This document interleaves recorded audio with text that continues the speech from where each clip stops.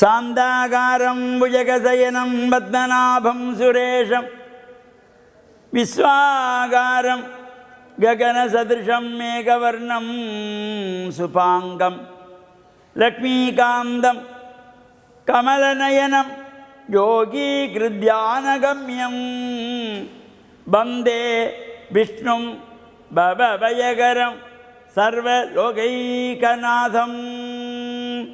நாராயணாய வித்மஹே வாசுதேவாய தீமஹே தன்னோ விஷ்ணு பிரச்சோதயாத். சுவாமியே சரணமையப்பா.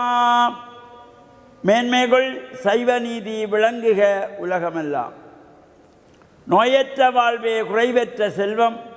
அந்த நோய் நொடி இல்லாத வாழ்வு இந்த உலக மக்கள் எல்லோரும் வாழ வேண்டுமென்று கலியுகத்தின் காந்தமலை ஜோதியாகிய சபரிமலை சுவாமி ஐயப்பனுடைய திருவடிகளை சிறந்தாழ்த்தி டான் தமிழொலி ஓம் தொலைக்காட்சி நேயர்கள் அனைவருக்கும் சர்வதேச இந்து மத குருப்பீடம் அகில இலங்கை சபரிமலை ஸ்ரீ சாஸ்தாபுரத்தின் சார்பில் இனிய வணக்கங்களும் நல்லாசிகளும். இன்றும் மங்களகரமான குரோதி வருஷம் கார்த்திகை மாதம் 26ஆம் நாள் 11/12/2024 புதன்கிழமை. இன்று மலர்ந்திருக்கின்ற இன்றைய பொழுதும் நம் எல்லோருடைய வாழ்விலும் எல்லா விதமான சிறப்புகளும் வெற்றிகளும் கிடைக்க வேண்டும் என்று இறைவனை பிரார்த்தித்து, இன்று புத வாரம் என்கின்ற புதன்கிழமை. இந்த வாரங்களுக்குள்ளே ஒரு அற்புதமான நாள். சுப காரியங்கள் செய்வதற்கு, சுப காரியங்களை ஆரம்பிப்பதற்கு, ஒரு திருமணத்தை நடத்துவதற்கு இந்த புதன்கிழமை போன்ற அற்புதமான நாள் கிடையவே கிடையாது. அவ்வளவு ஒரு சிறப்பு கொண்டது இந்த புதன்கிழமை. நாம் எல்லாம் இந்த திருமணம் செய்கின்ற பொழுது, திருமணத்துக்கு நாளெடுக்க போகின்ற பொழுது, அது மாப்பிள்ளையோட பெற்றோராக இருந்தாலும் சரி, பெண்ணோட பெற்றோராக இருந்தாலும் சரி, முதல் அவர்கள் சொல்லிக்கொள்வது அந்த ஜாதகம் பார்த்து முகூர்த்தத்தை எடுக்கிற பொழுது ஒரு விடுமுறை நாளாக பாருங்கள், லீவு நாளாக பாருங்கள். ஆரம்பத்திலே நாங்கள் அதை பண்ணிடுறோம். நல்ல நாளாக பாருங்கள் என்று தான் சொல்ல வேண்டுமே தவிர விடுமுறை நாள் பாருங்கள் என்று சொல்லக்கூடாது. ஒரு முகூர்த்தம் பார்க்கப்படுகிறது நல்ல நாளாக, இந்த ஆணுக்கும் பெண்ணுக்கும், இந்த மணமகனுக்கும் மணமகளுக்கும் பொருந்தக்கூடிய ஒரு நாளாக பார்க்க வேண்டும். அவ்வாறு பார்க்கப்படுகின்ற பொழுது இருவருக்கும் பொருந்துகின்ற அந்த நாள் புதன்கிழமையாக அமைந்தால் அதை போல ஒரு உத்தமமான சுப முகூர்த்தம் கிடையவே கிடையாது. அதனாலே தான் பொன் கிடைத்தாலும் புதன் கிடைக்காது என்பார்கள். அவ்வளவு ஒரு அருமையான நாள் இந்த புதன்கிழமை. இப்பொழுது இந்த சபரிமலை ஐயப்ப சுவாமியினுடைய மகரஜோதி பெருவிழா அகில இலங்கை சபரிமலை சாஸ்தாபுரத்திலே 44வது ஆண்டாகவும் நடைபெற்று கொண்டிருக்கின்றது. இன்றைய தினமும் விசேஷ மலையாள பூஜை, நவோத்திர சகஸ்திர மகா சங்காபிஷேகம், விசேஷ ஐயப்பனுடைய பஜனை, 18ஆம் படி பூஜை, அன்னதான பூஜைகள் என்பன சிறப்பாக நடைபெற்று கொண்டிருக்கின்றன. இந்த விரத காலத்திலே மாலை அணிந்து கருப்பு ஆடை அணிந்து கடும் விரதம் இருக்கின்ற இந்த ஐயப்ப பக்தர்கள் இவ்வாறான விரத காலங்களிலே மனதை ஒருநிலைப்படுத்தி கொள்ள வேண்டும்.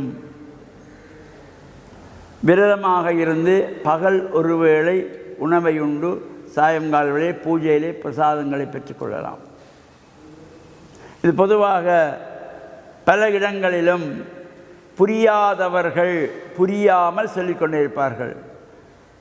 ஐயப்பன் விரதத்திற்கு சாப்பிடாமல் இருக்க தேவையில்லை, ஐயப்பன் அன்னதான பிரபு, சாப்பிட்டு கொண்டே இருக்கணும் என்று சொல்லுகின்றவர்களும் உண்டு, அறியாதவர்கள். ஐயப்பன் அன்னதான பிரபு. பிறருக்கு மாலை அணிந்த நீங்கள் பிறருக்கு தானம் செய்ய வேண்டும், அன்னதானம் செய்ய வேண்டும். அன்னதான பிரபு தான் ஐயப்பனுடைய, அன்னத்தை சாப்பிட்ட பிரபு அல்ல. எனவே தானங்கள் செய்ய வேண்டும், அன்னத்தை தானமாக கொடுக்க வேண்டும். அவ்வாறு இது காலையிலே சாப்பிடுகின்ற பொழுதும் அதுக்கு சூரிய பூசை என்ற பெயரை வைத்துக் கொள்வார்கள். இது ஒரு அறியாமையினுடைய விளைவு. பகல் சாப்பிடுகின்ற பொழுது அதற்கு சக்தி பூஜை என்று பெயரை வைத்துக் கொள்வார்கள். இரவிலே சாப்பாட்டுக்கு ஜோதி பூஜை என்பார்கள்.